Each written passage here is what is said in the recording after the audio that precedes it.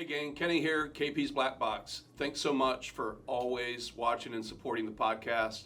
As usual, please reach out, hit the like button, smash that subscribe button, and stay connected to KP's Blackbox.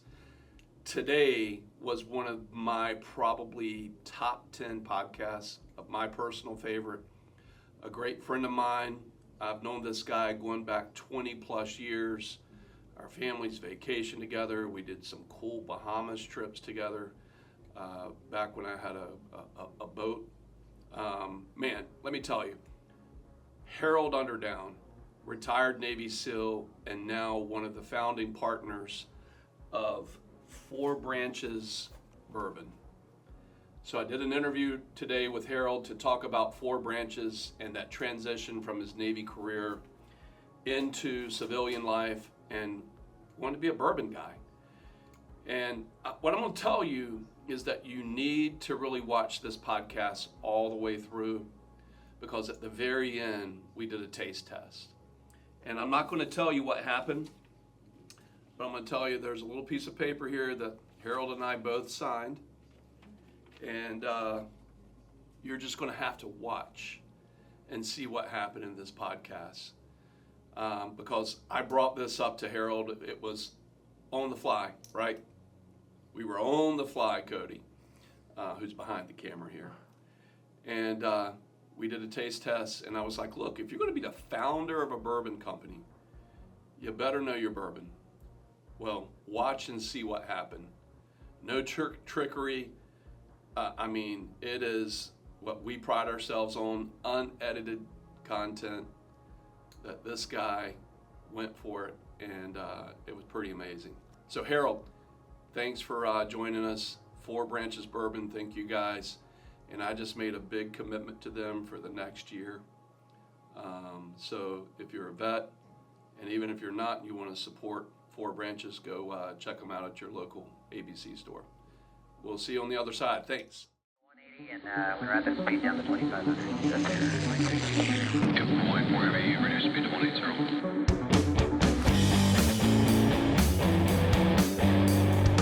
Blackbox. Run 5. So, and each time we run, we do about 2,000 to 3,000 cases.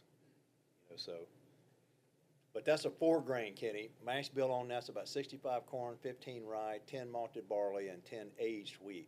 So the age statement on that's about 5.5 to 6-year-old juice. Okay. Which is, that I'm telling you, 6-year-old juice seems to be the. That's what Tarnished Truth has done well with. Is it the 5-year? Yeah, well, you get into 5 years and 6-year stuff, that's really good juice. 4-year-old is considered, The 3-year. you put it in a bottle after 4 years. That's actually pretty tasty. What is that? Is that rye or what? This is the Being green? high rye. Yeah, high rye. Yep. Yeah, but this Four Branches Founders Blend, with wheat, that's got the wheat in it. Then you got your flavor notes. You got vanilla. You've got caramel. Vanilla and caramel. Yeah. You pick up some spicy notes with Right. it, cinnamon, black pepper, and then the wheat really rounds it off. Wheat's kind of like butter. I refer to it as butter because it's like butterscotch. It really kind of rounds everything off, and it's 96 proof, so it doesn't burn, right? It doesn't burn when you Goes down smooth. yeah. So we got ourselves something here. We got a double gold, 2 single golds, a silver at San That's Francisco. delicious. Yeah, it's good stuff. We're going, so you can get up on the mic. Okay, headsets. Yep. I focus better when I have the headset on, Yeah. because I can chase. I'll take the ice cube. Well, that's the thing with me too. I can get going down a rabbit hole. We don't want to do that.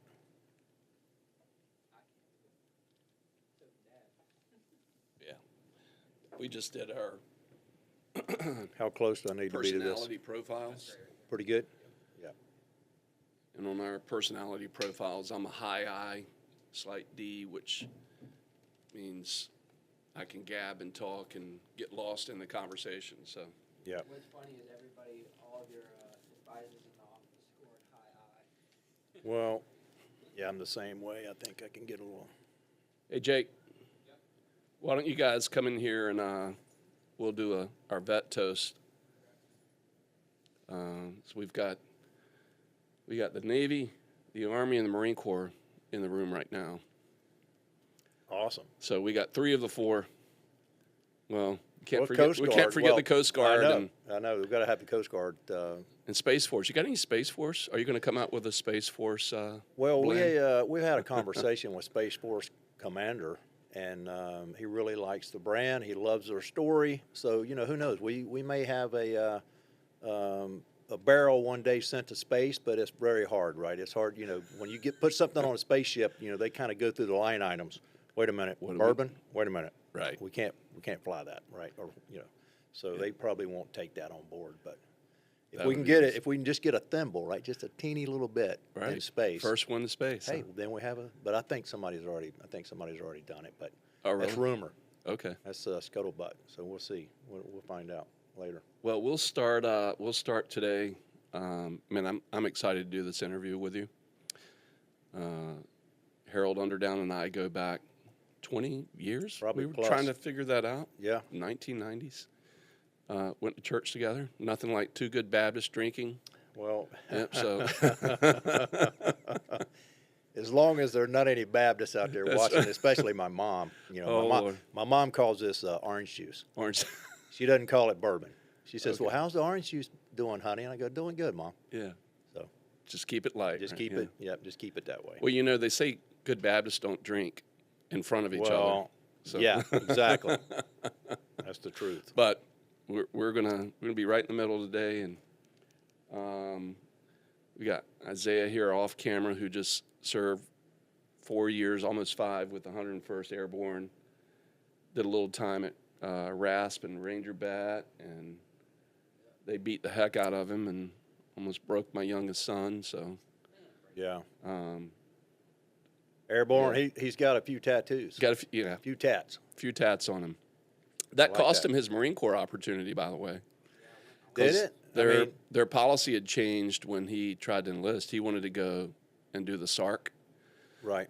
and they told him those tats on his left arm there were too much. It was below the Charlies. Below the All the sleeve stuff was out. Short for him. sleeve, that and is. then that Yeah. killed their recruiting. And they're like, Marine Corps has never missed a recruiting goal except, I think, COVID. Right. Yeah, they've been leading in the recruiting for a long time, for sure.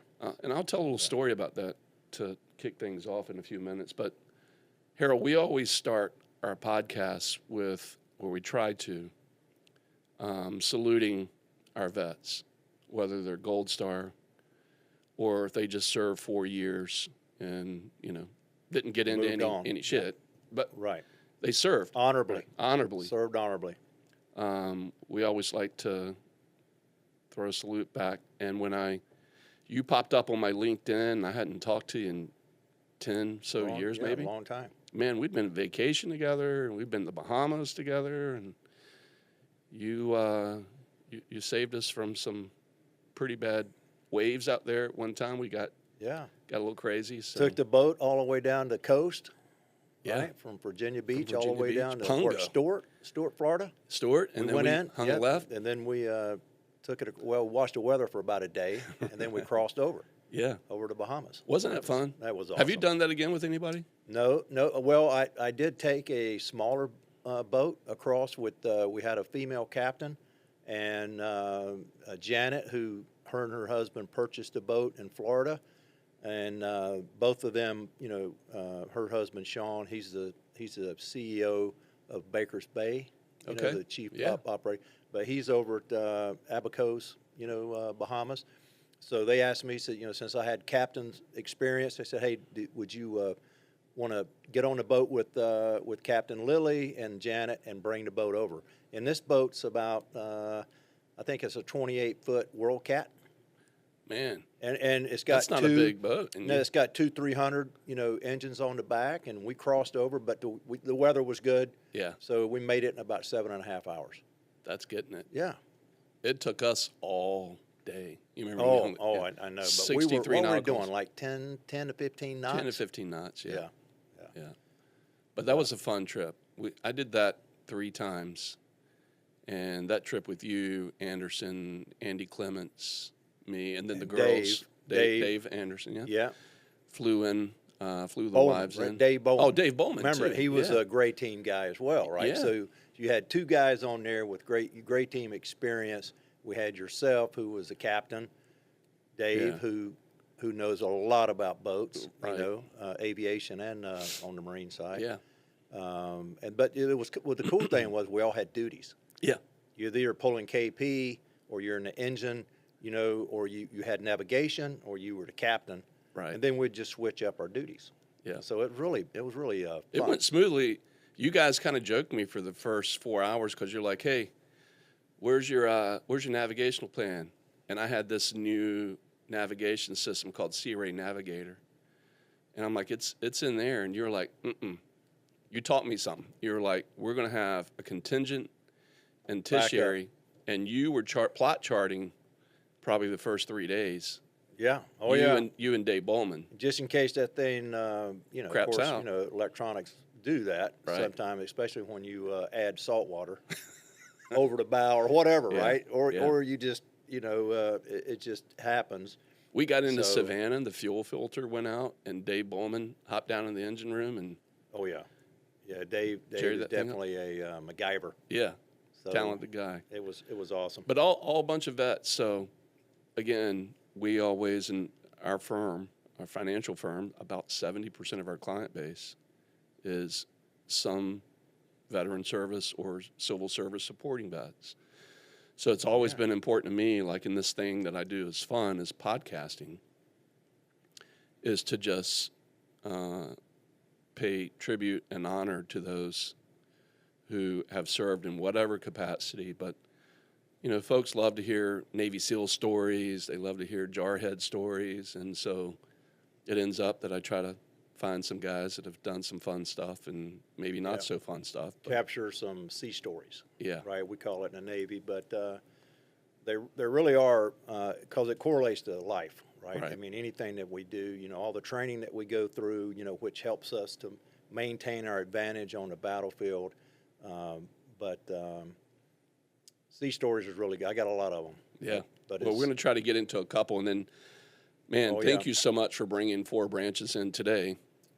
Oh, you're welcome, and I'm excited to be here. This is a beautiful venue for a podcast. To see you got a little bit of a liquor collection, Yeah, I think one on Captain. behind You us got a here. little bit of bourbon over there and a little bit of scotch. I mean, beautiful, beautiful place. Yeah. Well, thank you so much. Guys, come on in real quick. We'll throw a salute back to our vets and to our Gold Star families and all of you that have served. Again, we salute you. We thank you as always for being downrange and supporting the team. That's right. Yep. Thank you. Thanks for everybody to serving and in our families as well.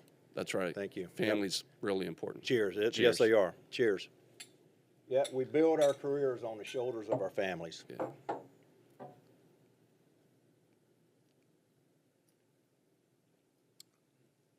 You know what? I like it with an ice cube. And it had melted a little bit, softened it just a tad. It does soften it a little bit, and then it opens up a little more flavors. The notes, yeah. Because of being 4 grain, you're going to get the sweetness to it from the vanilla to caramel, spicy notes to it. And when I have this, you can really, if you chew on it, they say that in Kentucky, so when you put bourbon, you don't shoot bourbon, you don't do that. You just put it in your, you sip it, and then let it kind of filter across Swirl your around tongue, the tongue, yeah. because you will pick up different notes on the front of your tongue, more sweetness. Yeah. Then it goes back on the side of your tongue, picks up some more spices. And then this is 96 proof, so it's not hot, but just it's beautiful. It's beautiful, neat, and that piece of ice really helps out with the complexity. 4 branches. And this bottle you brought us today, this is one of the original. Yep, I can tell Okay. by looking at the drink honorably and serve honorably at the top here. Okay. Being purple, right? Purple color Up is there, joint, so we chose purple. You don't see purple that much in an American spirit, or bourbon. You do see it with Crown Royale, Okay. So, but as far as American, brand, we're the only brand that you will see that purple on the top, and of course that is celebrating our jointness of Army, Navy, Air Force, Marine Corps. All four of the founders. Yep. But it's all So, good. which branch and who's taking the lead? Like, who's winning the founders race? the fuckery that's going on? Yeah. So- Well, you've got our 3 by whatever note card there with all 4 of us being on there. These the founders? That's the founders right there. The far left guy you see, that's RJ. RJ is a interesting individual because he has so many skill sets. But he was started out in the U.S. Army Special Forces, and so he's our U.S. Army representative. As far as the founders go. RJ also is he's kind of like a physician assistant. Okay. In Air Force Reserves. He's a pararescueman, right, PJ? Oh, wow, yeah. He's done some work with SpaceX. He's also a actor/stunt person with Hollywood. He was in Extraction 1 and 2 and other movies as well. So Those were intense movies. Oh, yeah. So RJ's got a lot of skill sets, and I think more importantly, all 4 of us more mature individuals. So when we got in this business, we were thinking ourselves, hey, are there any space for bourbon, another brand of bourbon? And what we heard was a resounding 100% yes. Don't be afraid, stick your foot in the water, all that good stuff. But moving across, the next person there you see, that's Mike Trott. Mike's U.S. Air Force. Also CIA. He's done a lot of executive protection with some of the big known companies. Michael Dell. He was his hip pocket guy. Yeah. But Mike's got a great story as well. And then beside him, you got Rick Franco. Rick is a U.S. Marine. He's a VMI graduate, class of '95. And then he went over to transitioned over to the CIA, the GRS. Yeah. And he's been doing a lot of that. But Rick now works for Troubadour Club out in Murfreesboro, Tennessee, Nashville area. Yeah. Yep.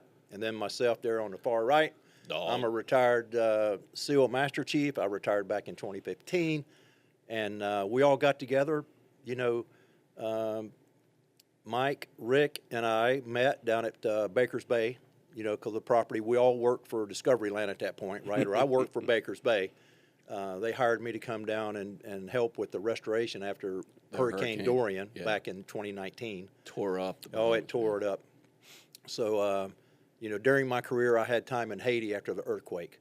So I got to work. Spent some time there. I got to work with all the NGOs, right? The non-governmental organizations, which were USAID, World Food, World Health. They're taking it on the chin from our current administration. They right are. now. They are. They're looking for for the money, right? Yeah. I mean, trying to find out where the money goes, Who's and, been and naughty. who's supporting them, Right.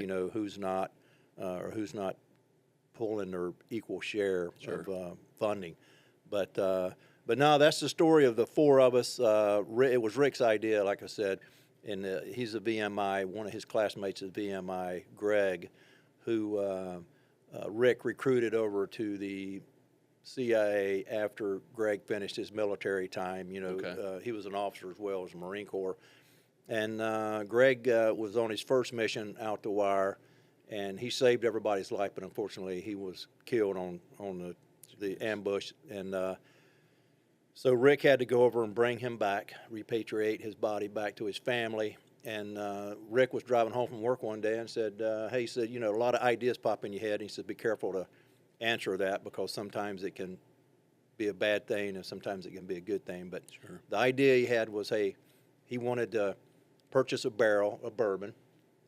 And with that bourbon, he wanted to pay tribute back and honor the men and women that supported special operators from the CIA and the Navy SEALs, Army Rangers, Army Special Forces, you name it, right? Air Force, CCT. The agency, by the way, loses some great people that we just They do. never right? hear about. And they do. And you know, with this story, Greg was the first loss, person that was killed in action to receive a star at Langley's headquarters.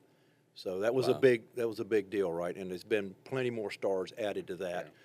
But yeah, it started with that, and then all of a sudden it was me. It was Mike, Rick, and I was talking, and we were like, look, we got Army, Navy, Air Force. We need an Army, we need a person. We had a close friend of ours who recommended RJ, and of course RJ fit perfectly. So he came on board. So now we had the 4 branches, right? So that when we built our brand, nothing against the Coast Guard or Space Force, but it just so happened that all 4 of us served in the Army, Navy, Air Force, and Marine Corps. And it doesn't matter for us. It doesn't matter what branch you served in. Right. 4 branches. Bourbon is. We welcome you to get on board with us because our give backs are huge, and we're doing a lot of good work with a lot of different organizations. We'll talk about in a little bit about that. But no, it went from doing a barrel and celebrating our unsung heroes to let's build a brand. So when we did that, and I'll talk about our logo. This is about a 3.5-year process from getting involved, being a retired Master Chief in the Navy. And Kenny, I know you'll have a lot to say about this. You have a lot of people come in and talk to you about transitioning. Yeah. There's a lot of anxiety, a lot of uncertainty. How do we understand our skill sets as military personnel? Right. No matter how long you served, how does your skill sets that you've earned in the military, how does that transition into the civilian sector? Dog, actually, I got to say Harold. Nobody probably really knows you as Dog except all your. So I'll call I'll call you Harold. All right. Yeah. Okay. Mr. Underdown. Well, let's do that. No, just do Harold. Harold, what I have found to be true is that the longer someone served, the more anxiety they had when they left big Navy, big Army, Marine Corps, whatever branch they were in. So if they served 20, 30 years, we've got a great friend that we both know who's been very close to me in the last 5 or 6 years, very close friend, Lou Massey. Mm-hmm.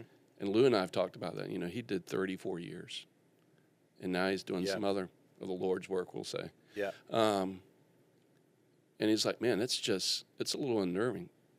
Shannon Shortridge, who works in my firm, 23 years, boat guy out at Swick, served out at Dam Neck with you. Same thing he said is, man, this is a little unnerving. What was it like for you when you left the Navy and you left the warm, coddling arms of military career, and then because you started in security, if I remember? I did. Yeah. I was very blessed. I'd call it blessed because I think the blessings come from the people that we associate with. Sure.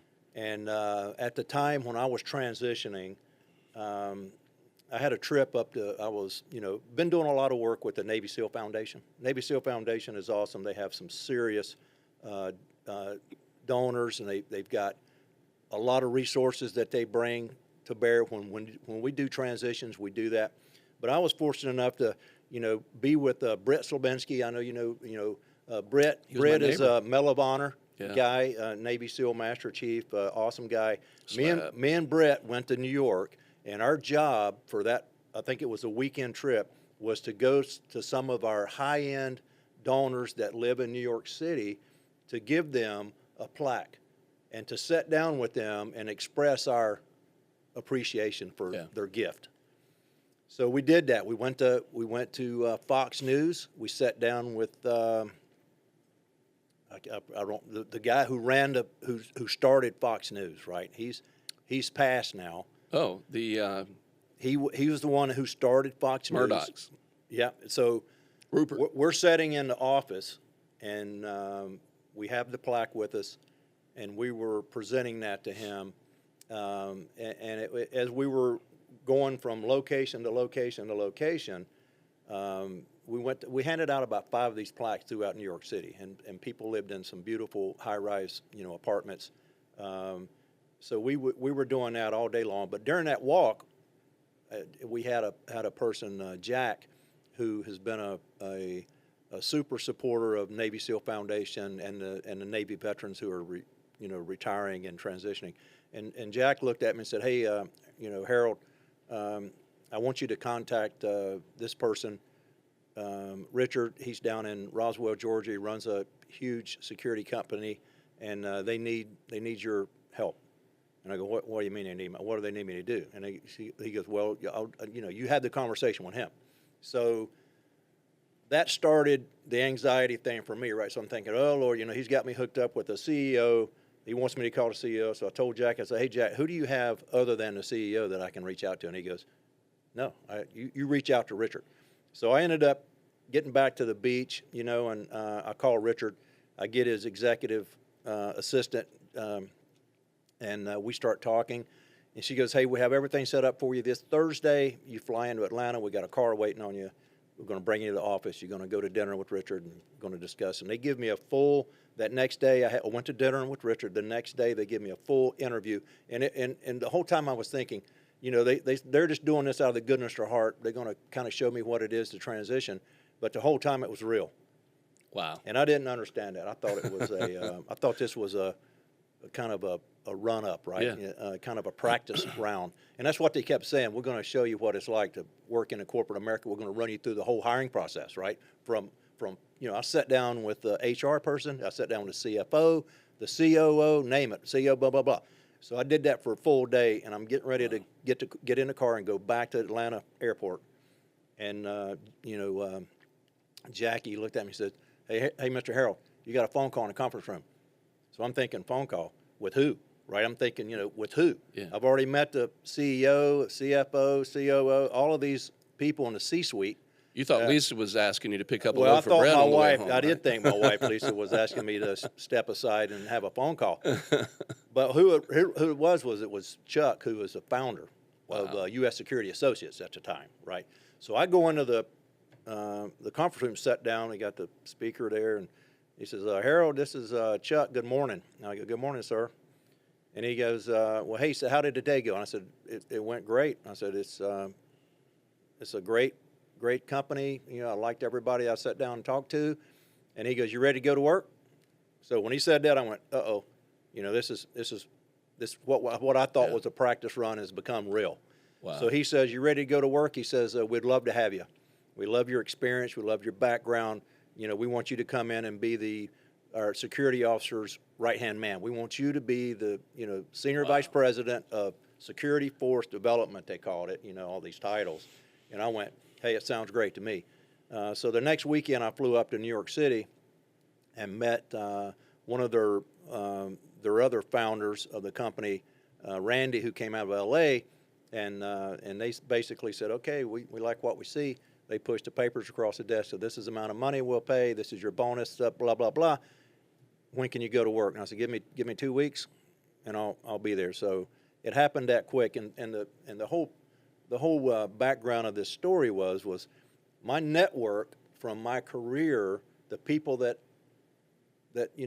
fell into my path ended up really helping me. I never sent out a resume to anybody. Wow. I mean, really didn't. It was all about Jack, who has a heart for helping people who he feels that can do this. They're actually going to offer the job to Britt, but Britt wanted to spend time with his son, and wasn't ready to go as quickly as I was willing to take this job. And it worked out great. Britt goes, "Hey, dog, you do this, go do this." Wow. So I went and took the job. It was a great job. I traveled all over the United States, from the Walk of Stars in California to Coca-Cola headquarters in Atlanta to the New York 911 Museum up in New York City, Empire State Building. So we had all the security around all of these high-end, Fortune 500 companies. So You had a little experience with that during your Navy career too, because I remember one of the opportunities that you got back in the day we were going to church together is that Bush 1 or Bush 2 you got to do some fun stuff with, right? Oh, yeah. Yeah, it was actually 41 and 43. Right? 41 So and- 41, George Sr. Right. was in Kennebunkport, Maine, and 43, the President of the United States at the time, flew in to Kennebunkport, Maine to fish with his dad. Yeah. So here he is. We got 2 presidents on site. And the reason they reach out to us, they reached out to the training department down in Virginia Beach, and they said, hey, could we have some SEALs up here to go alongside Secret Service to protect President 41 and 43 while they fish? And, of course, we said when you get a request like that, you just say, yes, we'll be there. Figure it out. So we brought up a couple rib boats, and we had about 8 to 10 of us SEALs that went up, and basically all we did was embed ourselves with the U.S. Secret Service, and we would basically cover down on the fishing vessels that they were on and make sure that the perimeter was nice and secure and they can fish, right? And so they didn't have to worry about us fishing. But I got a cool story real quick. Yeah, please. I was hoping you would share. So here we are, and I'm in a rib boat. This is about a 45-foot rib with the U.S. Secret Service guy, and we're standing. I'm talking to him, and I'm going, well, hey, how long you been doing this? And he goes, I've been doing this for about 20 years. And I go, how is it? And he goes, well, if you like watching other people live their lives, it's a great job. So I kind of laughed, and I go, well, seriously, though, I said, you're on the president's detail, so this must be pretty badass, right? And he goes, yeah, it is badass. But we were talking, and all of a sudden, we had these little walkie-talkies that, the SEALs, I was talking to my guy in the Zodiac boat, which is closer. So what was going on, they were having a wedding event, a rehearsal at this church that was on a peninsula. So the peninsula, of course, sticks out on the point, right? So you had the church, and then all around it you had water, right? That ended up being in the inlet was right over here on the other side, of us. So we had the whole peninsula kind of covered down on like a half a moon shape. So we were in the boats, and one of the guys in the Zodiac goes, hey, Master Chief. He goes, what? And he had a 60. We had 60 machine guns. We had long guns. We had 5.56 belt-fed guns. And you were hot. And we were hot. Oh, yeah. I had a Pelican case, and I remember the president stepped in the boat, and he looked over at me, and he goes, you're not with them, are you? And I'm like, what's that, sir? And he goes, because you're not supposed to look at the president, right? So the Secret Service always told us when the president gets close to you, don't look at him, you look away. Yeah. Because we're looking at the threat outside coming in. We're not, we don't need to be.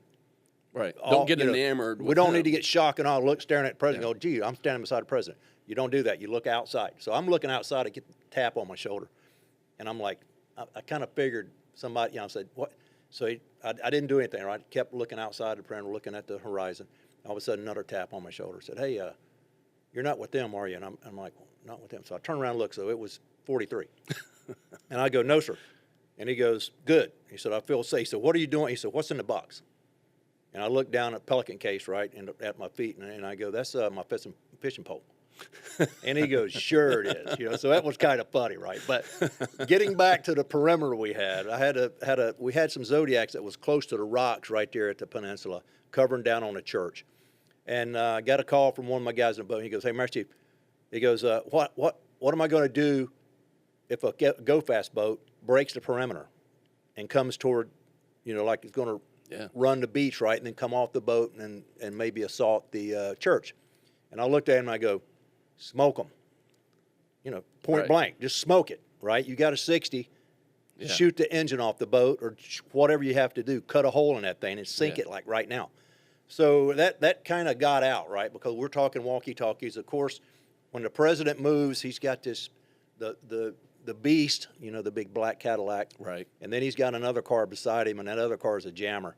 So it jams everything, and it picks up everything. So if you're talking on a cell phone or you're transmitting, especially on a two-way radio, they pick that up. So the president was in the beast coming over to the church for the rehearsal, and he heard me said, hey, he looked over at his hip pocket guy, and he goes, who said smoke them? And he said, oh, that was the SEALs. And he goes, right on. He said, that's what you do, right? We're not going to ask for we're not trying to read the letters on that go fast boat. We're just going to blow it. We're going to take care of it, right? We need to stop it. Smoke it. Yeah, just smoke them. He was a pretty fun character from people that I've talked to. I don't, have any firsthand stories, but guys I've known like you who've been around Yeah, 43. He was pretty lighthearted kind of jokester. He was. I mean, it was funny. You know, the last day before he flew out, you know, he came out in 41. We was talking, and you know, 41. He had a fountain boat, right? So the fountain boat was setting in the cove, you know, back where we would take them over and get them on the boat, and they would go do their fishing. But he had these shark teeth on the back of the boat down by the hull. And I asked him, I said, hey, sir, what's the shark tooth in the back of the hull? What does that do for you? And he looked at it for a long time, and he goes, hold on. He said, wait a minute. So he goes in the house. He has direct phone call with Reggie Fountain, right? Reggie Fountain, the boat, the guy that built the boat. And he came back out, and he goes, hey, where's Master Chief at? So they found me and said, hey, you know, George H. wants to talk to you. And I walk over, and he goes, hey, you asked me the question about those shark teeth. And I go, yes, sir. And he goes, that's to get it on step quicker, kind of cavitation of water, right? So when it gets up on step, those shark teeth allow the water to flow faster, slicker, right? So it's the boat slicker, so it gets on step faster. And I went, hey, that's good. He said, well, thank you for asking the question. He said, I like that, right? So he loved that boat, you know, and that was a great trip up there to be with two presidents at, you know, it is one beautiful event. country. If you can ever go up into the northern part of the United States, northeast. And you got to get a lobster roll. Oh yeah, we were eating lobster rolls like hot dogs.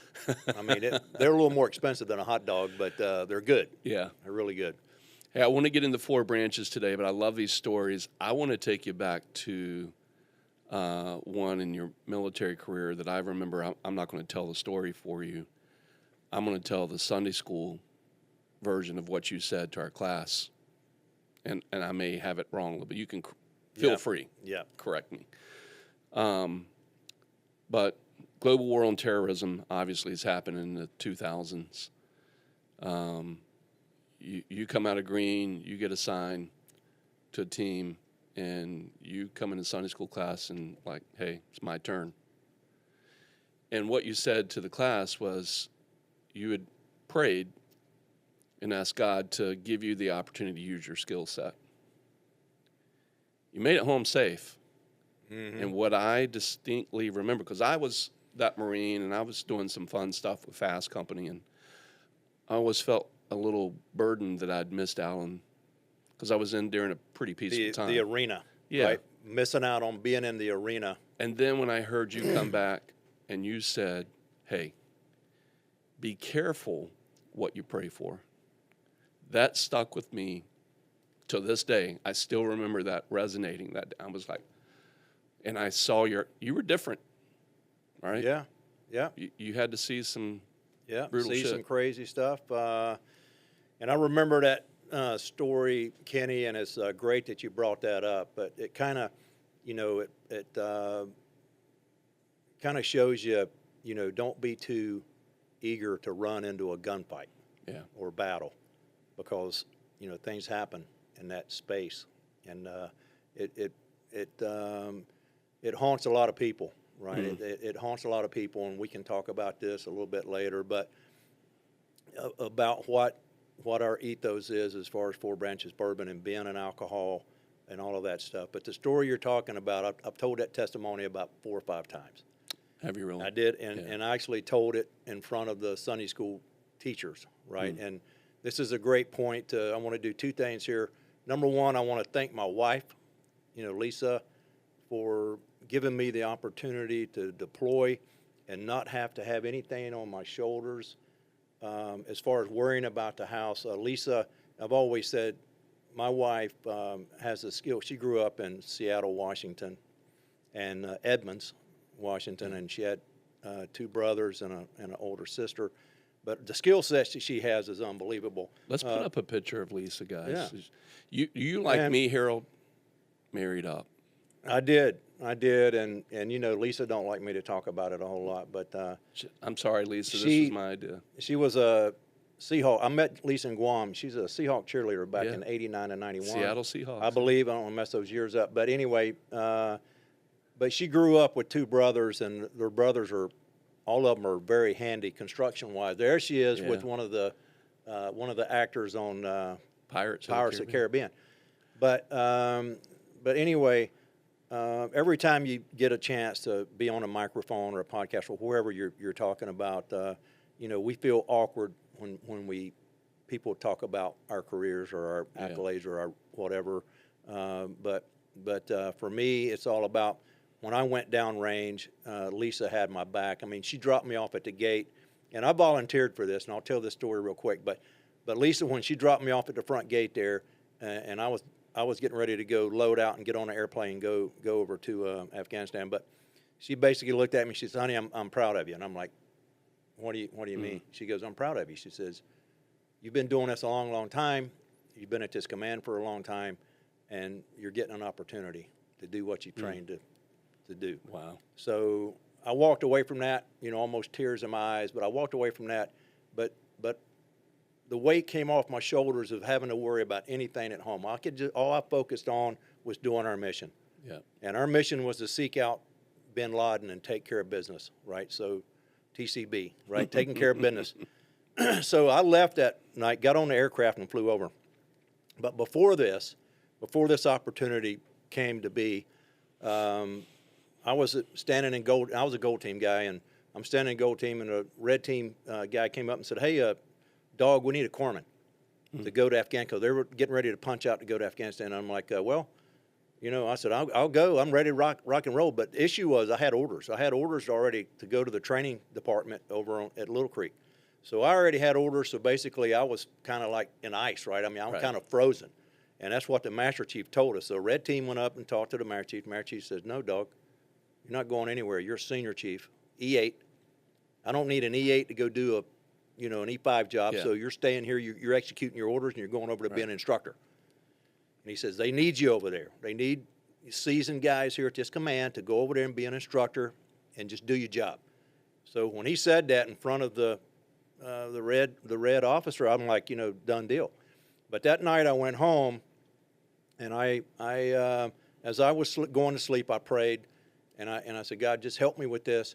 Help me to take this monkey off my shoulders that I'm going to go be an instructor to SEALs on the East Coast, SEAL Team 2, 4, 8, and 10.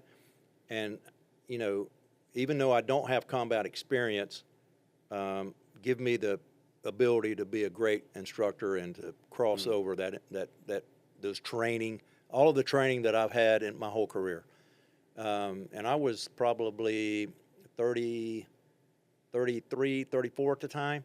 So, when you're going from vanilla team like SEAL Team 1, SEAL Team 2, SEAL Team 3, and you go to Dev Group, which is Tier 1, development group, it's kind of like going from AA baseball to pros, right, to the MLB. Right. It really is. I mean, that's what the skill sets. Yeah, it really is tip of the spear. So, been there for almost 8 years. I had I was in Haiti, but they called off, Haiti mission, so we didn't get to fire anything. But, you as a warrior or as a Navy SEAL a war fighter, we don't, I always took the approach, you don't pray for war, pray for peace.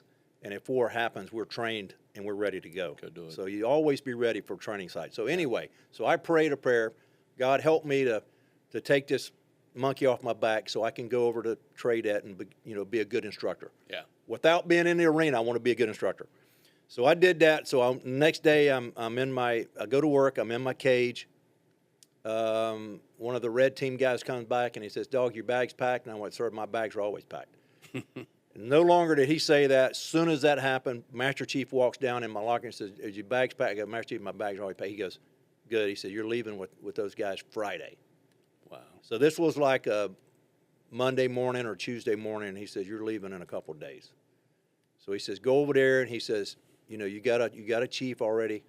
Do what they tell you to do. You're a sniper. You're an independent duty corpsman. You're a medic. He says, "You got lots of skills. Just do what they want you to, ask you to do." And I went, "Yes, Master Chief." So I'm not saying that by me saying that prayer that God goes, "Okay, you want to see what it is to be in a gunfight, or you want to see whatever it is to be in a bad place with bad people trying to hurt you or to kill you." So that happened, and we were over there, and it was like being a firefighter. every other night we were going out and executing these missions, looking for the bad guys. But the takeaway was I got to go down range. I got to engage in the arena. So when I went to be an instructor, I had that experience behind me. And when you're talking to people and they know that, it's a big difference. It's a big. Pay attention a little different. It is. It's a game changer in a way. But like I said, I still think that we should pray for peace. And I put people in body bags, and that's not a good thing. And you see the price. When you do that, you see the price of freedom. Right. And you go to places like Arlington Cemetery, and all And of these other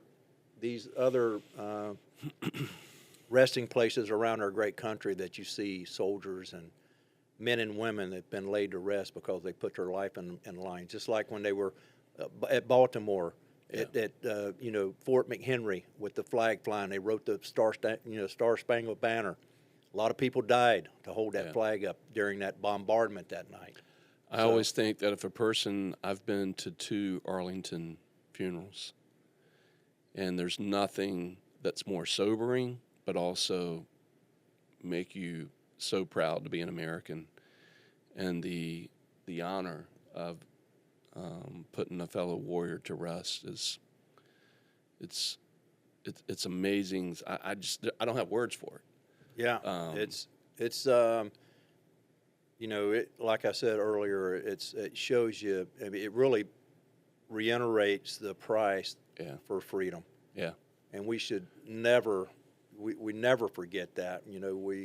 I've had to do that, and I've been in a lot of memorial services. I had to walk beside the casket of some of my friends, and and you look over and see their families, right? And it's just and I broke down I was crying. I couldn't even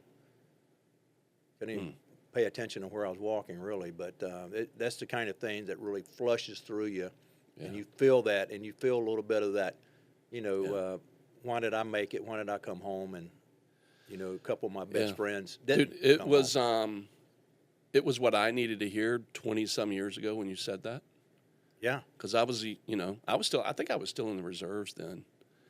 But I remember you saying that to the Sunday school class, and it dug deep into me, and I never forgot it. So that's why I wanted to bring it up with you. Thank you, actually, to say, hey, count your blessings that you were able to not have to go through that. Exactly. I lost 3 but buddies in war. Always know that you're ready, right? You're always trained and you're ready to go. But when you do get the opportunity to be in the arena, in which I didn't spend that much time in the arena, throughout my full career, there's lots of guys that are tier 1 or even tier 2 that have lots of time in the arena. I mean, I'm talking lots of rotations over there, and God bless them and God bless their families.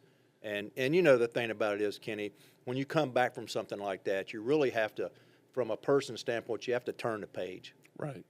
You can't, the things that I had to do or I witnessed, that's a part of freedom. When you're in combat, that happens, right? Yeah. People, and I remember one of the after that one mission, I went down and we had to receive those guys and search their bodies and put them in. But I remember one of the chaplains said, "Hey, do you want to have a moment and sit down with me?" I go, "No, sir, I'm good. I'm a believer. I'm a Christian. I know exactly what happened, and I'm dealing with it." And you just turn the page. So for that, it just means you turn the page. It's like walking around a corner in a mountain environment. When you walk around the corner of that building, the front of that building doesn't matter anymore. Now you're focused on the side of that building and every other threat that's out there. But the front of that building is no longer in memory. That's a great segue, I think, in business.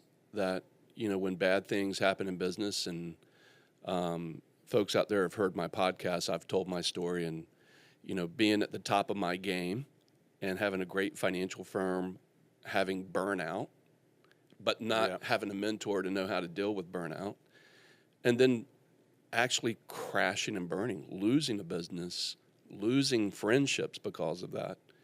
And then that was a tough lesson for me to learn, that sometimes you can't, and I see this happen with guys in our community of our 4 branches plus. Yeah. Oh yeah. Where sometimes you start to believe the hype that, you know, your poop don't stink, Yeah. that you got a golden horseshoe up your rear. And enough is not enough, right? Or Right. or you never can have enough, Right. you know. And In everything in life, there's balance, but I think that mindset of turning the corner and focusing on what's ahead, not what's behind. You can't drive a car looking in the rearview mirror all the time. no, It's, no, it's, you can't. It won't end well. You're either first or last, right? Ricky Bobby, don't look at your rearview mirror. Be number 1. That's right. But no, it's You still it's got it good. in you, dog. You got the dog Well, still in you. I man. I know, and I tell you, Kenny, you know, and what you just said about when you crash and burn, you know, I had a couple opportunities in my career where I didn't get the job, right? I didn't get the next job as far as being a master chief, you know, command master chief, to the next level of master chief. And you just beat yourself up, right? I remember coming home and I'm like, man, but it was in between me and another guy, right? So you're talking, you know, you have the commander that's got to pick up an E9. He's got to pick a master chief that he's going to serve with.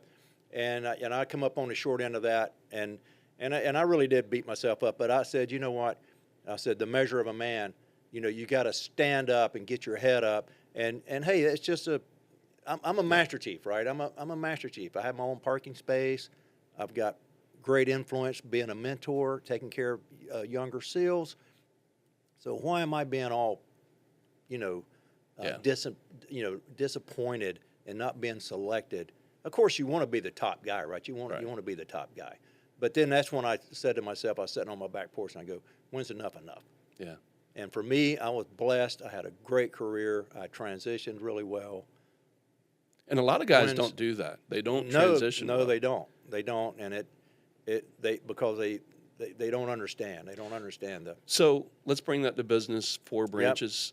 4 branches. How in the world did you transition from Navy SEAL security expert to a bourbon this. expert? Well, this happened about 3.5 years ago. The concept of getting it in the bottle where it's at right now, and you're talking about being on fire hose. You know, as far as trying to take in enough information to understand what it takes to build a brand, a company. Right? Yeah. We're trying to build a Coca-Cola, Nike. Yeah. You know, some of these big. So we're building this with 4 branches bourbon, and you know it. And we're not we're not casting a net for just the veterans. We're casting a net for the United States of America, this beautiful country we live in. There's a lot, and we're bourbon. This is bourbon country, Right. Kentucky, Bardstown, Kentucky, bourbon company. Yeah. Or you know, not a bourbon country, right? Yeah. So this bottle here, we do all of our blending and bottling at Bardstown Bourbon Company, Bardstown, Kentucky. Nice. And you know, when we went into this, we go, hey. How do we get started? We did a lot of homework, went to Kentucky about 3 or 4 times, talking to people, Louisville. We went to a glass company called Savor Glass in Louisville, Kentucky. And we're standing in this room, and it had like 8 shelves high, 15 to 20 foot ceilings, and then nothing but glass bottles. So we're staring at all these bottles, and I was looking at my, you know, Mike and Rick, and we're like, how difficult can it be? But it was very difficult, right? So now we're building a logo, we're building a brand. So we're like, okay, so what are we going to go with? So basically, the president of the glass company looked at us and said, well, you guys are 4 branches bourbon. You need to have 4 sizes of your bottle. So sticking to 4, right? So now this is called a diamond bottle. Yeah. And you can see it's got 4 sides to it to align with 4 branches, Army, Navy, Air Force, Marine Corps. It's a beautiful bottle. It's a premium bottle, which means it's a strong bottle. See, the bottom of it's got a lot of thickness to it. At the bottom, it's heavy, nice and heavy. Feels good. Feels good in your hand. You don't want a really big one because, you know, they say, you know, bartenders don't like that. They don't like big, bulky bottles that they can't grab with one hand and pour. This is really easy to manipulate, and it's really nice. Now we're going to talk about the logo. We started out with a tree. You know, it makes sense, right? Branches on a tree. Yeah. And we had the 4 branches of the tree wrapping into each other, kind of creating this spear, you know, like a SOCOM spear, right? Yeah. We liked that for about a week and went, nope, that ain't good, right? So we wanted something that didn't scream military. So we said, let's go to a 4, but let's have the 4 represent each branch of the military. So that's what we did. So we took the 4, and if you're watching this, it's probably better to see it for the 10-tacker back there. But the 4, you see at the base of the 4 is a big foundational mark, which you would see on a ridge line on a map, or, you know, it looks like a hillside, right? Yeah. Big foundation. So that's U.S. Army. First DOD founded, right, 1775. And then move up the center of the 4, moving straight up, it looks like a Navy mast of a ship from a shoreline or a con of a submarine coming out of the water. U.S. Navy, baby. Go Navy, beat Army. Oh, here we go. That's for RJ. And then coming across, horizontally coming across, you see, it looks like a bayonet knife or a sword. That's U.S. Marine Corps, leanest and meanest. That's for Rick Franco, meanest and leanest Rick. Simplify. And then from over to the far left, moving upward, swooping action upwards, that's the U.S. Air Force. U.S. Air Force provides air power for all the services. And the 5th component of this is you see a black spear coming down in the center of the bottle. And that represents special operations. I was a Navy SEAL, RJ Special Forces Army. Yeah. Mike and Rick both worked in the CIA Special Projects. So that's what that is. The piece of the spear you can see is honoring our men and women now that are fighting for our freedom across the globe. The piece that's missing is for our fallen. Wow. So that's There's what some that thought put for. into Oh Lord, Big yeah. time. Black and silver. We chose black and silver because it's nice and clean, and plus, you know, a lot of insignia on military uniforms were black and silver. Yeah. So we did that. The purple up here, we chose the purple because it's a joint color. We've got serve honorably and drink honorably, TM'd. Yeah. Also, our ethos of the company and what we really try to push on all of our socials and everything that you see 4 branches is sip to remember. Wow. We don't want you to drink to forget anymore. We want you to sip to remember. And that's to remember all of our fallen, of course. I do that every day when I do my morning prayers. But the other reason is there's lots of good things that happen in our lives. Right. When you picked yourself up from burning in, Yeah. and now look where we're at. This is Yeah. look at this. This is Yeah. beautiful. Yeah, thank you. Bravo Yeah. Zulu, Yeah. Kenny. That's awesome. I really mean that. Yeah. And you know what? Thank you. You've got people out there that care for you. Yeah. You know, it's like all of us, right? We make Right. mistakes. You know, don't burn bridges, but, you know, sometimes they get a little charcoaled. That's right. But, you know, don't be afraid to walk over that bridge and go shake somebody's hand, or Yeah. because they'll come around. And it's a beautiful thing when you can forgive Yeah. and you can love somebody Yeah. out of the whatever. Time Meaning. has a way, if you allow it and you do it with honor, courage, commitment, those things that are Yeah. important to our ethos and our Yeah. military service, that you can't have a relationship with anyone in life that's just going to be cherry all the time. Right. And we, unfortunately, are defined many times by those moments of failure. And that becomes the defining moment if that's where you live and stay. So I love that mindset, Yeah. kind of that CQB mind. You cleared the room, move on. Move. Close that That's hatch right. down. It's clear. That's right. Why are you going back there? And you know what? You know, it's just one of those things. But can I finish that? Yeah. Yeah. You have a debrief. There's always an opportunity to go back and go, what went well? What went bad? How can we get 1% better? And that's what I really had to focus on. I'm actually re-releasing my book this year. I wrote in 2013. Yeah. That I came off, the first chapter was like, I screwed it up. You know, if you want to have a billionaire mindset, you first have to identify that you screwed Yeah. up and that you got to own it, and you have to take 100% responsibility for the things you screwed up. Oh yeah. So own the mission, Own it. right? Own it. And You have to. Yeah. And so what in bourbon making, like, was there iterations of this, Harold, where you guys had your first blend and you're like, man, that's just not it? Or did you nail it the first time? Well, we were out at Bardstown Bourbon Company. We were talking, and you know, as I've said before, very fortunate, very blessed at the same time. Even though I don't know if the good man upstairs would bless bourbon, but maybe orange juice, right? Mom refers to it as orange juice. So But we were in this room. We were in a room, and this is where we were putting everything together, right? So now we got a really nice looking package. The bottle looks really nice. Our label turned out really nice. We got the purple colors in the deal. In the back of it, we have a little bit tells about our story, and it's got a globe, like an Indiana Jones map. It's got where we've been deployed throughout our careers. Look at that. Isn't that busy? And I think we may have dropped that map on the second iteration. Hold that up again there. Yeah, you can see the Indiana Jones map. Yeah. Right there. So that's just the 4 partners. That's where the 4 of us have been all over the globe, and our boots have crossed paths in several different theaters of operation, right? So that's really a cool little deal. But I think our second, third, fourth run, we took the map where we added more information about the juice itself, because the juice is very exceptional. And we were out at Bardstown and we sat down. So now it's go time, right? Yeah. So now we've got the packaging all squared away. We've got our marketing team online. We've got our PR team online. Now it's all about the juice that's going in this bottle has to be great, right? We do not want to toast our veterans and our patriots of our great country with a bourbon that tastes like swamp juice, right? So we're not doing that. So we sat down and we were in this room with Dan. Dan is the master blender at Bardstown Bourbon Company. And we're in about a room about this size. It's like a chemistry lab. And we were tasting little bits and pieces, and mostly it was like 70-20-10, right? So 70 corn, 20 rye, 10 malted barley. So that's what we were dabbling with.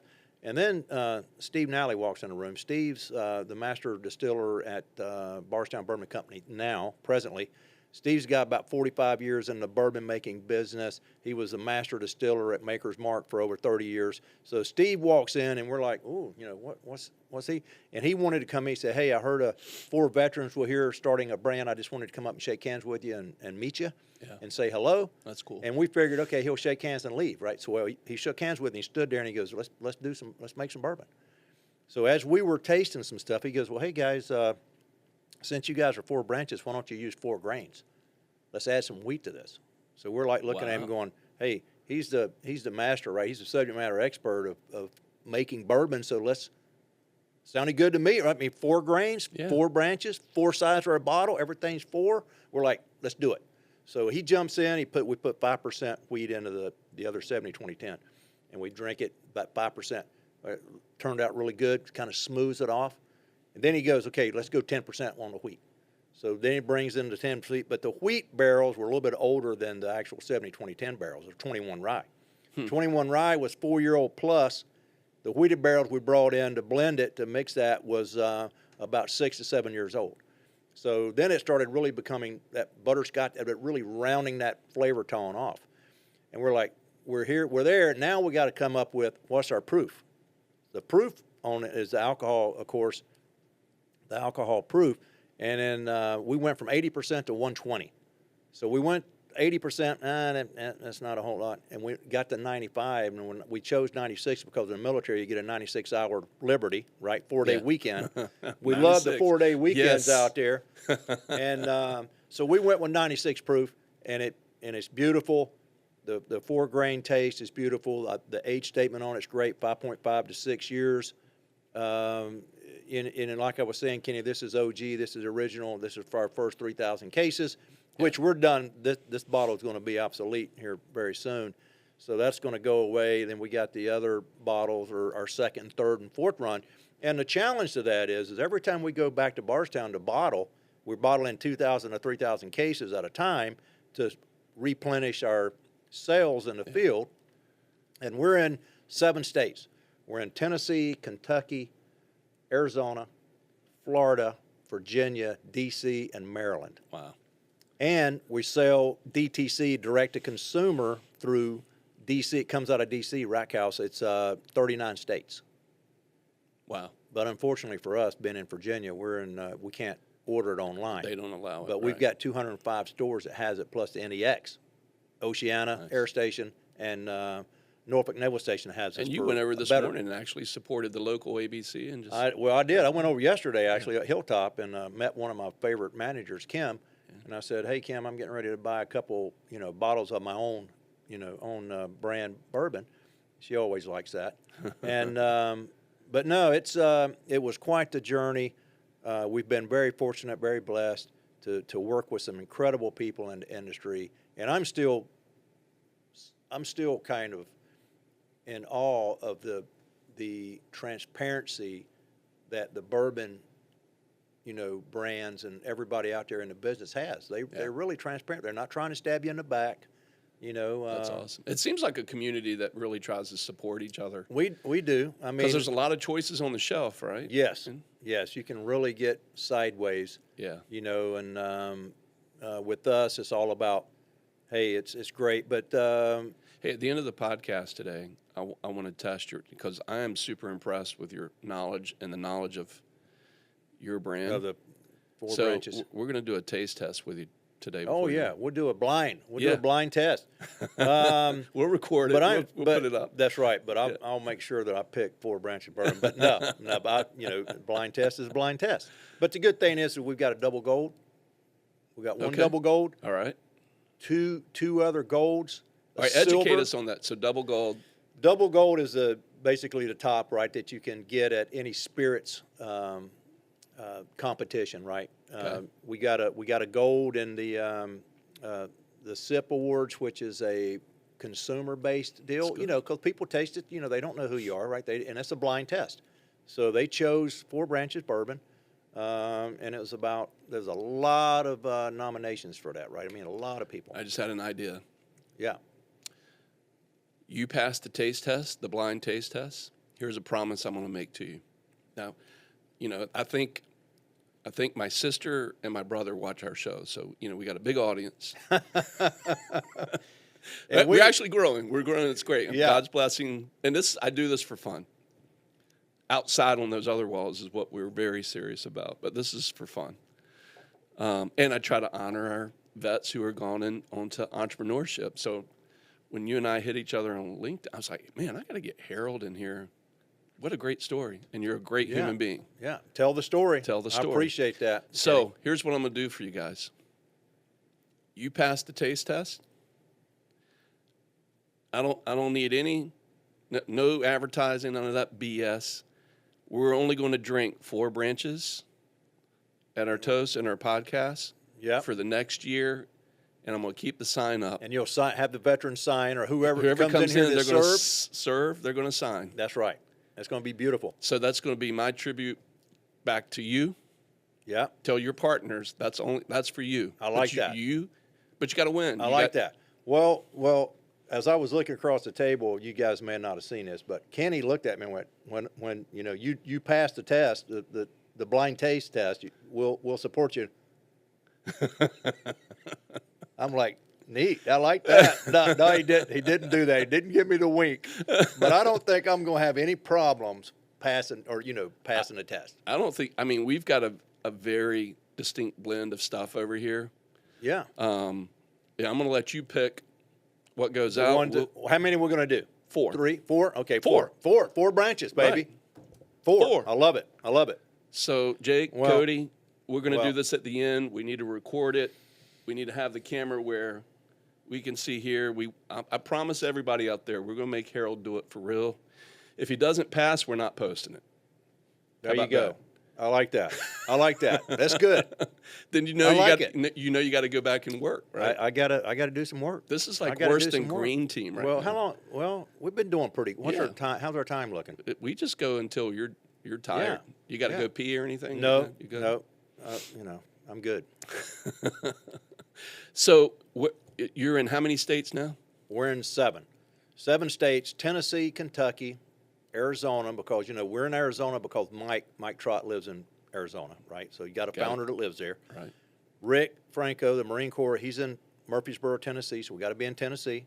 Love it. Kentucky, you got to be in Kentucky. That's where we do all of our blending and bottling. We got a great partnership with that. And you're a bourbon, you got to be in Kentucky, right? I got to hook Mike up with my drone company that I'm outsourced CFO for. Yeah. EchoMav. We'll throw a EchoMav shout out. Oh, heck yeah. He's in Murfreesboro. Right Oh, there. that's beautiful. Beautiful. So, And then we're in Florida. I'm heading to Tampa next week. oh yeah. And then we're in Virginia, D.C., and Maryland. D.C.'s been kind of a slow start. Yeah. So, you got to have people out there, boots on the ground, to get Right. out there and get it in the right restaurants. So we talk about this from an entrepreneurial point of view. When you transition and your partners transition into this business,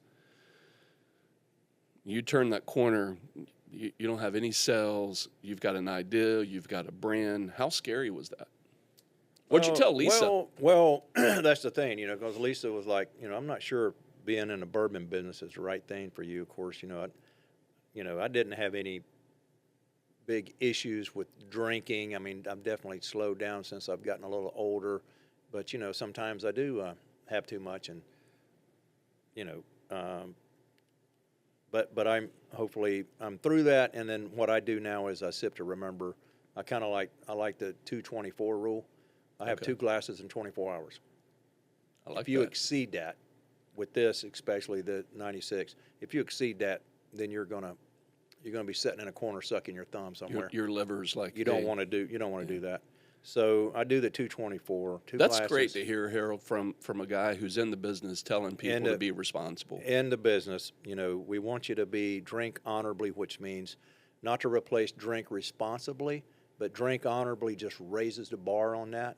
Yeah. Just to think, hey, and it's actually on our bottle, right? So you see that, and then our ethos is, of course, we don't want you to drink to forget anymore.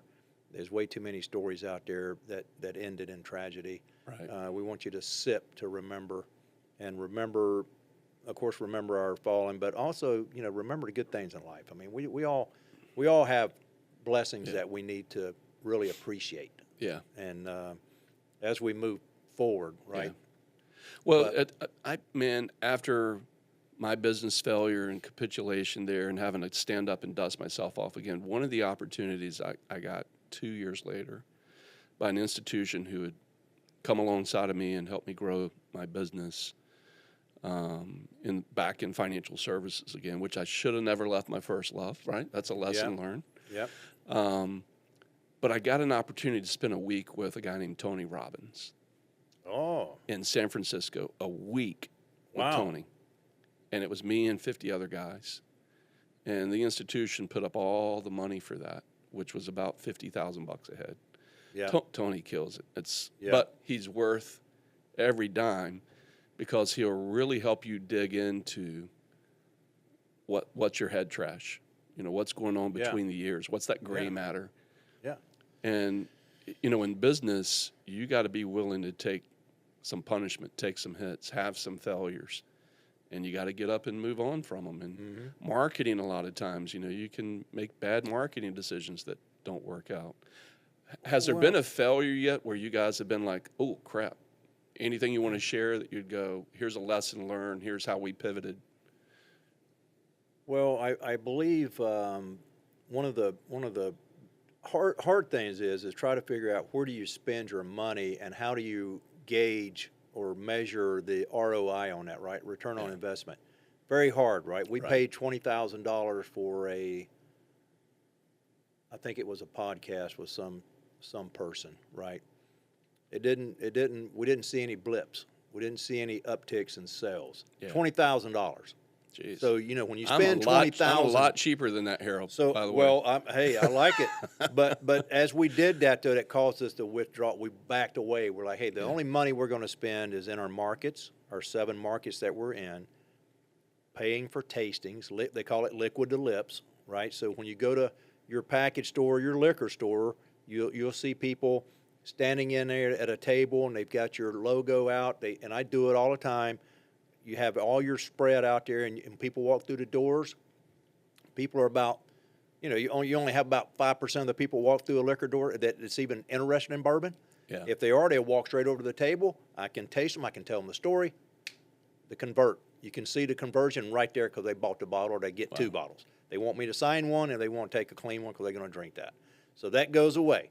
So now, from a company standpoint, every time we talk about spending money, it's all about the return on investment. If we're going to spend money for a TV advertisement or we're going to spend money going to an event, we backed away from a couple of events because it just wasn't worth the investment. It's going to cost us $20,000 to get in. Wow. So it's like, how are we going to measure who's going to be at this concert that's going to buy 4 branches bourbon in the next 30 to 60 days, right? So you just don't know that. So We've learned that. We've been very fortunate. We've been on TV. We've been at local TVs. We've done a lot of podcasts. I was on a Jocko podcast. Yeah. We also last November, Veterans Day, we were on the Today Show. Nice. So yeah, let's pull that up. Yeah, I think it Today was on your Show. Instagram page. Yeah. And when you have the Today Show running a 5.5-minute commercial basically about your brand, we had no That's idea huge. of how big that was going to be. But when Today Show hit last year, our sales went like a hockey stick, right? Our sales were chugging along, and all of a sudden it went straight up. So we pushed up. We sold. Did you have over- any demand supply issues there? No, we had to push a couple pallets up Okay. to our DTC provider Yeah. direct. So that's when we were working with the labs. But yeah, I mean it's been quite the journey, and we're learning every day. And that was the one scene from Today's Show. But it went ballistic after that Today Show right there. I mean, it just took off. Sam Brock. Yeah. But guess what? I was in Vietnam on a riverboat cruise when we got the confirmation that they're going to shoot live at Bardstown. So the Today Show reached out to our guys and said, "Hey, we're going to do this on this date, but if you don't have all 4 founders there, we're not doing it." Oh, crap. So here I am in Vietnam and Thailand and Cambodia doing a riverboat cruise with my wife and her, 2 other couples, yeah. her brother and his wife and her sister. And they said, "Hey, Harold, you need to get back. Can you get back?" First, right? They didn't. Yeah. They said, "Can you get back? If you can get back, we can do this live with Today's Show. If you can't," and Lisa looked at me, she says, "You got to go." Wow. But timing-wise worked out great because our riverboat pulled in to the bank. I got off the boat, got in a cab, went to Saigon Airport in Vietnam, got a flight, flew back on a 777, straight back to Qatar. From Qatar, flew back to RFK, right? What is it? Up in New York. LaGuardia? No, Or, RFK. Right? RFK, RFK. yeah. So I flew right into RFK. JFK. And then flew down to Norfolk, got in my Suburban, and drove to Bardstown, Kentucky, and was there a day early. And we rehearsed, and then we went live on TV. And that whole thing took about 2 hours. You get 5.5 minutes live TV. 5.5 minutes. But that is a ROI. Didn't cost us a dime. And then when you have Craig Melvin stand out there in the breezeway of New York City and look at everybody and go, "This is a fantastic bourbon," our sales went straight through the roof. So those are the kind of things that, to build a brand, it takes time, right? Yeah. I mean, everybody wants things like right now. Hey, Jake, you pride yourself on being a bourbon guy. What did you think? This is unsolicited. Drums Yeah. rolling. Jake, all right, Jake, talk to us. I thought it was great. I think you're overselling my palate a little bit, but I thought I liked it. I enjoyed it. Okay. And Cody's not mic'd up, but he's sitting next to you. Cody he's doesn't here. drink too much. Oh, Cody's on here? Yeah. Cody, did you have a sip? Oh yeah, it was great. Okay.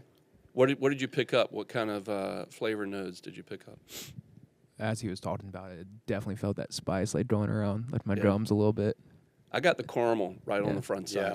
which I Caramel. love caramel Yep. or caramel. And it's hard to, because it's like anything. If somebody's looking at you and you're holding up your glass and you're smelling it, they're saying, "What are you smelling?" Yeah. And you're talking like people like Steve Nally, right? And we got Greg Snyder on board too. Greg Snyder just came on board as a consultant with us, and he's a master distiller as well. You chicken cock, right? So that's old school bourbon, right? Chicken cock, and some of these other well-known bourbons. 47 years in the industry. Wow. He's helping us with we call it barrel strategery. Because that if you goes don't back have a to, barrel strategy, you Yeah. can't win in this business. Because what happens if we open up next year, and hopefully, fortunately, we will open up North Carolina, South Carolina, Georgia, and I hope Nick Nelson listens to this because Nick is our great guy. Johnny Manuel, Tim Condon, Angela. Angela is our double diamond down in Nashville, Tennessee. We have Claire, who is our PR person out in Phoenix, Arizona. All of these people. We got Jen. God bless Jen. She's our operations person, is Rick Franco's wife. And Cheryl, of course, is Mike's wife, and she does a lot for us. And she's such a great salesperson, sales lady.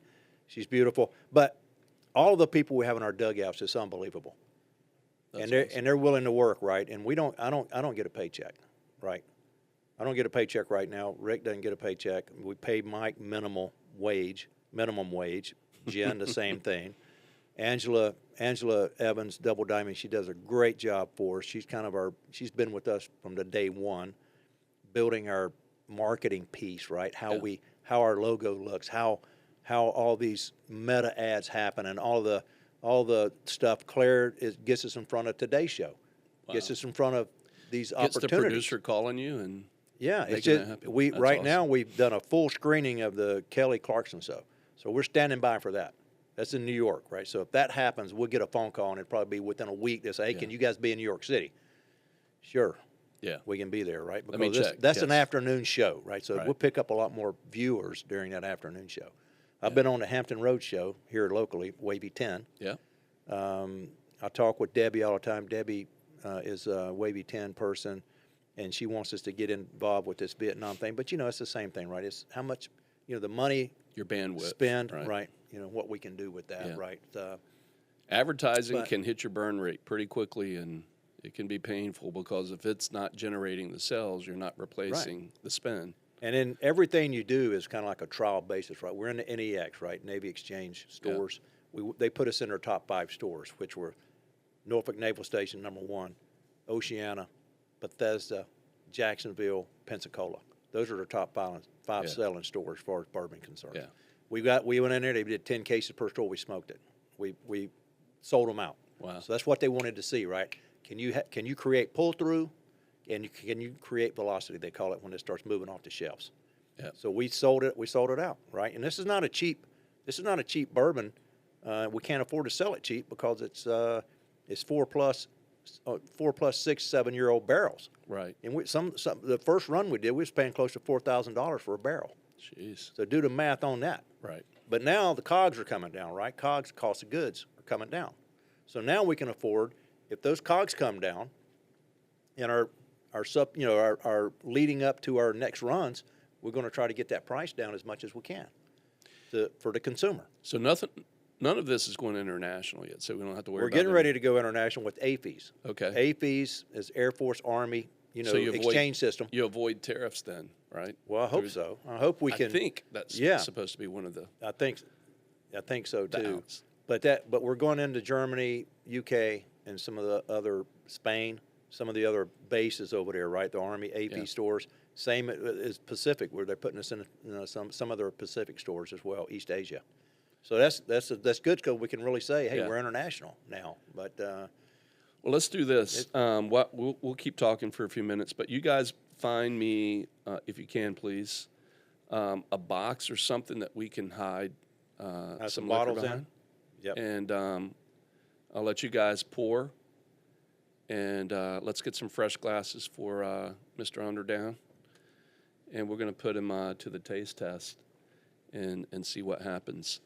A lot of you probably listening today and you're like, man, this sounds like a commercial for Four Branches. And the answer is, yeah, it is. I wanted to do this for you. When I saw it out there, I'm like, and I'm going to be very transparent with you, Harold. When I first launched the podcast, one of my favorite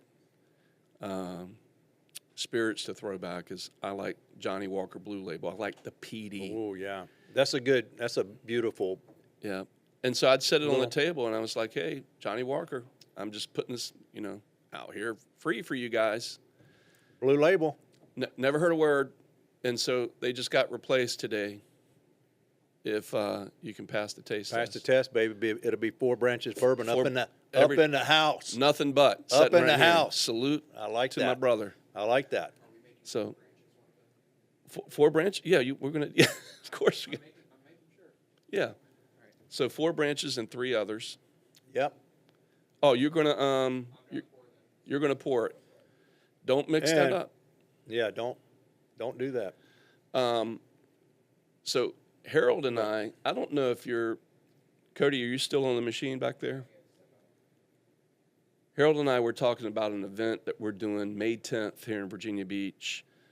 Harold for Kenneth Porter and Company, who basically underwrites and supports this whole show. It's the budget there that helps KP's Blackbox do all this stuff. That's our sponsor. Shout out to the financial firm.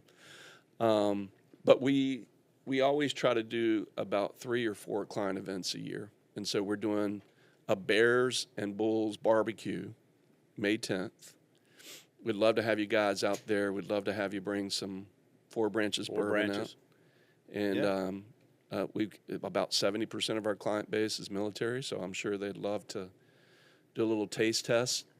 But we'd love to have you out. If you're part of our family or extended family, friends, network, and you're in town, please come out to the event. We'll try to put a link in there where you can register with We're going live right now. So you're saying it's 3 o'clock, right? 3 till 4 o'clock. 4 until 8 p.m. Okay. Well, I've got that one fly. I'm coming back from Tampa. Yeah, whenever you Charlotte. I'll fly in from Charlotte, but whenever you can get there, and I know you need to spend time with your family. And it's called what? Bears and Bulls barbecue. And it's going to be at Yorkie's on 21st Street. Right there, 264 as you're coming off the interstate. Yep. It'll be on the right-hand side of the road. Can't miss it. Bears and Bulls. Yeah, at Yorkie's. So we'd love to have you out there. But we're also going to have Hold the Reins organization. So Hold the Reins is created by a SEAL named Mike Hall. We'll put that up here. And you know what? I think Mike's wife works at Lindy's. You know what? She does. I think she does. She told me about that because I was in at Lindy's and I was talking to Lindy, Joanna, about Four Branches Bourbon. So I think we're into Lindy's, but she was telling me about her husband that did this Hold the Reins. Yeah, so it's pretty awesome. It's a great company, great 501c3, and they're again to help vets who have dealt with some PTSD, and Mike is doing it, man. That's so awesome. It'd be great for you guys to connect and see each other out there. But you Where's, guys supported country music star. This is where I was going with it. Yeah, Donovan Chapman. Right. All right, so tell us about Donovan. We were just on a call yesterday, or actually a live Instagram, which is called Beyond the Branches, right? In the field, Beyond the Branches. Rick Franco sat down and interviewed Donovan Chapman. Donovan Chapman is a former U.S. Air Force pararescueman, PJ. There he is. And you with can the tell cowboy from hat that. on? You can tell from that shot they got everything's backwards, right? You know, it flipped, but they ended up flipping it back. But that's Donovan Chapman right there. He's just came out with a song, and he's done some therapy on horseback, and he just come out with a song, and it hasn't even hit the stream yet. It hadn't came out as far as streaming, or you can get to it yet. Within the next week or so, he's going to drop it. But it's called Horseman. Where does he live? Put me on a horse, man. Put me on a horse, man. You know, he's talking about riding a horse in the mountains, you know, and leaving back all of the baggage that we have sometimes when we come back from deployments. And it's a great song. But Donovan's out in Nashville, Tennessee. Wow. In Nashville. And he's the opener. He opens for Gentry. No kidding. Yep. He's doing that right now, but one day, of course, like anything else, right, he wants to grow his career to the point where he can have his own tour bus. And then when he does that with his tour bus, he wants to wrap it with Four Branches Bourbon. He's a great fit for us, right? He's that's awesome. Former PJ guy, and he loves it. He loves our story. He loves our message, our mission. Yeah. So it's all good. Well, it's all good. Dude, it's been awesome to have you on the show. The crowning moment now of Four Branches is one of the founders, Harold Underdown. We're putting That's right. He didn't know That's we were right. doing this today, and I just had this He just pulled this out, but I can tell you right now, I'm gonna win this, and then after I do, KP's gonna have this in the house for us. I promise you, 1 year it'll be the only bottle on the table if you pass this test. Awesome. So some awesome advertising for Four Branches here, and I believe in it, man. I love vets. I love my community. Yeah. I kind of well, have a special place for jarheads. I'm with And you. by the way, we didn't I'm talk with about you. this. Before your SEAL career, you were Yeah. actually in the U.S. Army. I was a Army National Guardsman, and then I jumped across the street and went to the Air Force because they had a medevac program, because I wanted to be at North Carolina Highway Patrol. That's So right. being a trooper, right, I needed to have some medical skills in case, I ran into a wreck at middle of the night or whatever, I could help somebody. Yeah. So I went and got my basic EMT certification. And then the Air National Guard had flight medics. So I went over to the Air Guard, went through some of the Air Force training, and became a flight medic on C-130s out of Charlotte. Wow. And Then how I- long did you do that reserve period? I did that that was 8 years. 4 years Army Guard, 4 years, 4 branches. Four there you years go. Army Guard, 4 years Air Guard, and then I joined the Navy active duty back in '87. And then then I ended up being a corpsman. That's right. again, You were right, yeah. medic. I remember you went. I think we were friends when you just went to the school and you were having a probably not popular anymore, but shoot some pigs and then keep them Yeah. alive. That's right. Oh yeah, you had to go to the goat lab or whatever you call Yeah. it. But I did some pigs, and we had to insert some chest tubes and stuff like that. But it's some serious training. And I know the guy that I won't say his name on camera because you can get PETA. Yeah. Oh after yeah. you. We don't want. But I know. Yeah. Well, But it's real world. yeah. It's real world training for sure, without having to do it on Yeah. one of our buddies. But So here's some real world for you. So just looking at those 4 glasses there, are we going to do this tape? We're going to do this live. we're live, man. Oh lordy! And you didn't wink at me either. So I did not wink. Okay, So we've okay. got Angel's Envy. well, Angel's Envy. Yep, I've been there. I've been to their distillery. Okay. The old school Buffalo Trace. Buffalo Trace. Everybody. knows. 83% corn. So what's that going to tell you? 83% corn. Buffalo Trace. It's going to be a little Sweet. Sweet. It's going to be sweeter. Okay. Yep. So what about Angel's Envy's got a little bite to Angel's Envy is one of those 70-20-10 deals. it. Uh-oh. Depending on the proof on it, I don't know what that is. I can't see. Let me see. 43? 43. So that's a 86 proof. That would be You just double it, right? 86.6. Yeah. 86 proof. All right. What's that other one? I haven't seen that bottle before. Some scotch. Oh, I'm going to be able to talk the dog on that. I'll throw that right out the window. Scotch? No, I ain't going to throw it out the window, meaning bad. I love Scotch. Let's get him a bottle of All water. right. So We need a bottle of water. so He I needs can- to be able to cleanse. So I can Yeah. swishy swish. So if you're looking at color right now, any color Now I just distinction? have to. You want me to identify 4 branches bourbon?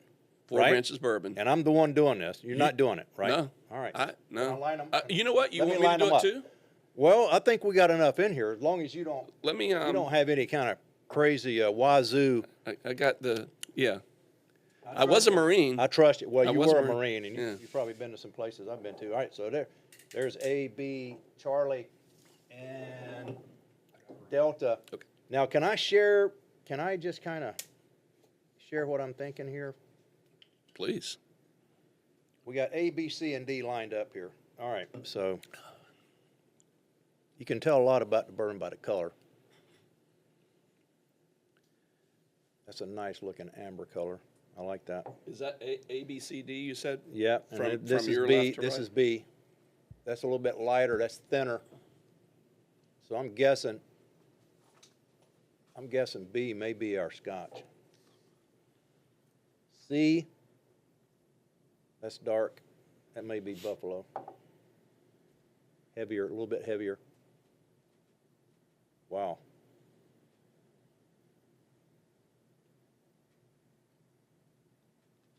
Yeah, that could be.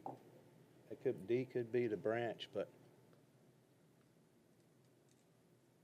All right, you ready to? Can we do this? Water. He's going to bring a water in here. Right Who's here. that? Jake. Okay. Look at that. That's I our thought that was a Coors Light. Coors Light. Yeah, everybody thinks we have Coors Light, but that's. All right. And here's what we'll do. We'll let you pick first. If you were just. Do you want to come to the center, or you want me to go boom, boom, boom, boom down the row? Whatever way you want to do it. So, All right. and then when we're done, you're going to have your pick. and then I'll do it. So don't tell anybody, and then I'll do it. Okay, but we can only pick one. We're only picking Only one. picking one. Okay. And see, when you smell it, you need to have your mouth open. Okay. Circulates through your nasals. Pull it through. Yep. So inhale through your mouth. I know exactly what that is. Discounting it already. Yep.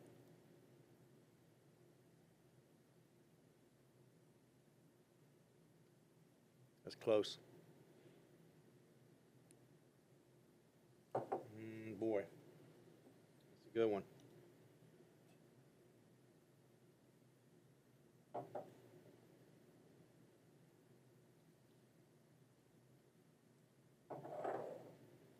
Wow.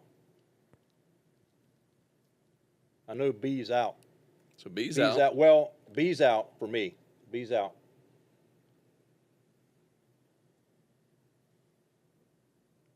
Woo. I think I can That's a agree tough with you one. on that. Yeah, B's out. That made it pretty easy.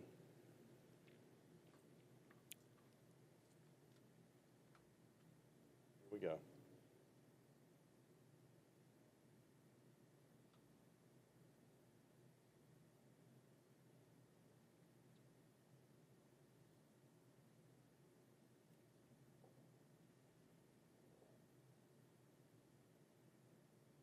Wow.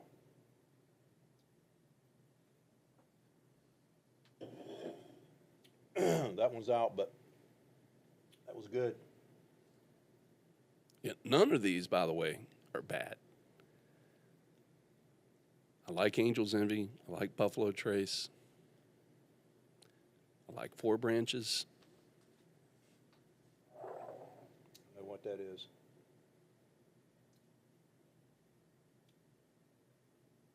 You haven't tasted A yet, right? Hey, who lined these up? Jacob. Jake? Okay. I'm supposed to have a phone call at 12:30, but This is hey, serious. this is important This stuff. Is serious. This is serious. I'm getting ready to win a 1-year contract. Right. For I mean, free. you know, for Marketing. free. Right. A lot riding on this. Does that mean I got to bring you the bourbon? No, I'll buy the bourbon. I will buy the bourbon. We buy all this. I want to support you.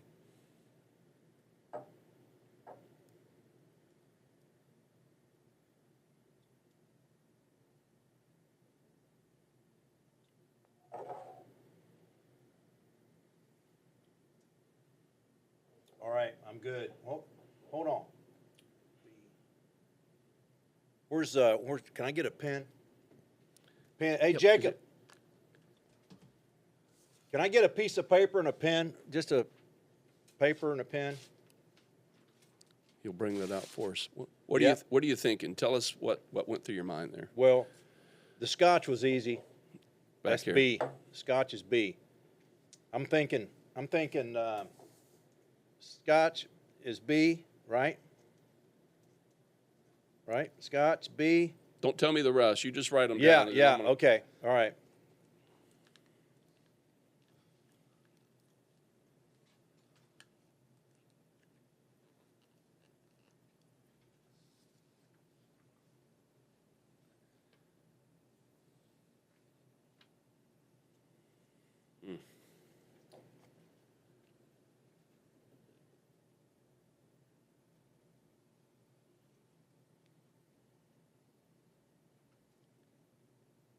Radio, you're not supposed to have any silence, but this is serious work. It is serious work because you're having to use your sniffers a little bit, and then of course you're tasting.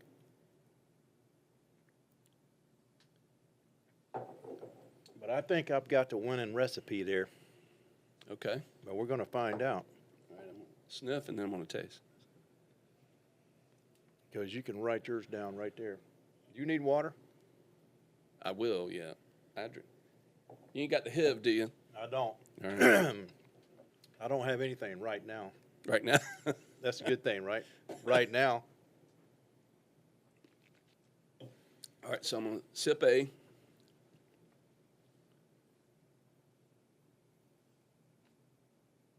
Remember to chew on it a little bit. That was a big gulp.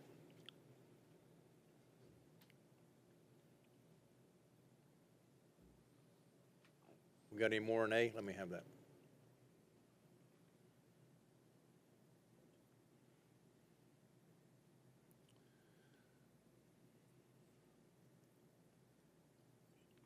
There's A. It was a little caramely at the front. Had a little burn at the end. It does. Yeah. Man, this sucks.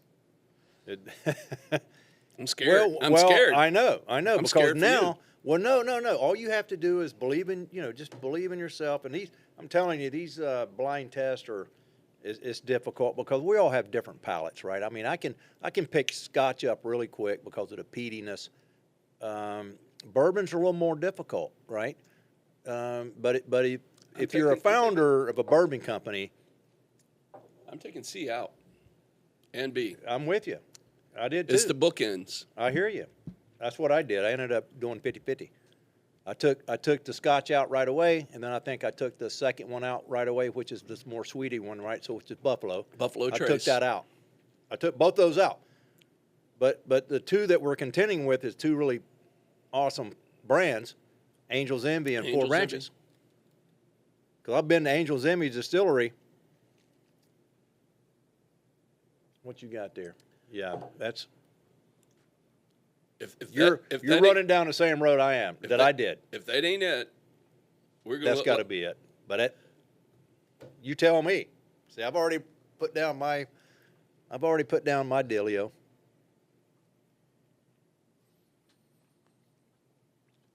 There's something about that, though. I mean, there's something. I'm going A. Okay, write it down. A. All right, Jacob, My final answer. we're ready. All right. You guys want them all? Let's Yes. hear it. All right. So A was Four Branches. Yes. Nice. Yeah. Yeah, baby. B was the Scotch. C was Angel's Envy, and D was Buffalo Trace. What about that? We did it. Here it is. Wow. Oh, you Both got it of right us. on. I got it. You I got got it it. right on. And I put A on the back and Yeah. circled it. Wow, that's amazing. No Dude. fuckery. No cheese dickery. Everything worked out, and both of us, Nailed dude. it. I swear to God, you That- would think that is I awesome. didn't wink. I didn't give him anything. You Nope. can go back and look at the No, game film. no winks. I wish you'd have given me a wink because that would have guaranteed me a year dealio. Yeah. But hey, I mean, and what I need what a great choice you put together here too. Buffalo that's- Trace, Angel's Envy, and we had a little bit of. Hey, Four Branches, folks. Really good bourbon. I'm impressed with what you guys did. Yeah, and you know, for a year, I'm going to enjoy this for a year. Well, it's a beautiful, and like I said, the bottles are great. We got a 250th anniversary coming out. We haven't really, we're teasing that right now, but for the birthdays of the U.S. Army, U.S. Navy, and U.S. Marine Corps this year, 250th birthday, we're bringing out, we've got something special. Anything And releasing you on can November 10th? and all you can do is you got to get it online. But for Okay. you, I know some people. Now we're winking. I'm going to have some folks. I'm going to have. We're going to set aside about 3 cases for the founders, all 4 of us. So we'll have some, and that's wow. kind of like a personal handshake type of deal. But I'll bring you one up here that you can. The special label. It's 9-year-old juice. I told you, I promise you, I'm going to put the sign up here. We're going to keep it on And the we're table. going to sign We'll this keep it up today. We'll sign this before I Beautiful. leave, and we'll make it happen. Beautiful. Once the year's up, we're going to hang it on the wall. That's right. Harold. And you'll have all those signatures on there too, all the veterans that you run into. Yeah, Because there's a lot of them here in Virginia Beach. that's right. Yeah. That's right. Well, we're gonna get a bottle over to my best bud, old Massey. Oh yeah, Lou Big Lou. will support Lewis. it. He'll support it when he's not flying That's in the right. sky. That's right. Skydiving. Yeah. Doing his little shit. Yeah. Doing his dealio. Yeah. He's out in Arizona this week, so Yeah. I told him we were. I mean, Gosh, he's I wonder how many jumps he has. Oh, It's got to be in the thousands. It is in the thousands. Crazy. dude. I did an interview with him for his family, just for his family. And if you ever want to take me up on this, you can. I do it for all vets. it's your interview, but we talk about your career and any of the stuff you want to talk about. He came in, we thought 2 hours. We did this Right. December of 23 for his mom and his siblings and his dad. And he came in and 2 hours is what we had booked. 8 hours later. Oh my goodness. And we were exhausted, Well- tears, laughter, every emotion you could think of. I saw, there was a couple moments where he was telling me an instance of his first person whose life he had to take. Yep. And that got dark pretty. Yeah. Yeah. I mean, it can get deep really quick when you do stuff like that. When you take somebody's life, they say, hey, they're not going to eat breakfast tomorrow morning or whatever. But it can, it can weigh on you, right? So that's why, I was saying earlier about turn the page. You have to. Yeah. You have It was to. so cathartic for him though, and just watch. We took some video of the morning. That dude brought out his war chest of his stuff. You get over, you accumulate. Yeah. Oh yeah. And he's not a I love me guy, Yeah. That stuff is just kind of packed away. We had him bring it out to set the studio up, and it was awkward for him to Have all that stuff sitting out front. It's like trophies, right? Yeah. Like He's like, presenting "Man." your trophies. But man, And- what a beautiful thing to be able to give his mother, who's Oh, that's unbelievable. she's still with us today. God bless her. But he was worried that she wouldn't know his career, and so Right. we gave her that 8 hour. And his family. What was beautiful for me was for those people to come back and say, "Kenny, man, That's awesome. I'm glad you got him to do it." Rob Yeah. Bathurst got him to do it. Yeah.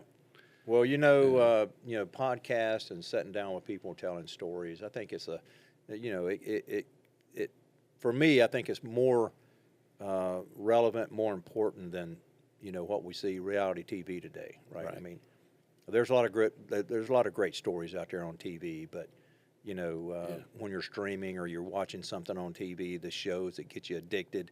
I just think the podcast, people sitting down talking real. I It's love got it. experience and know what they're talking about.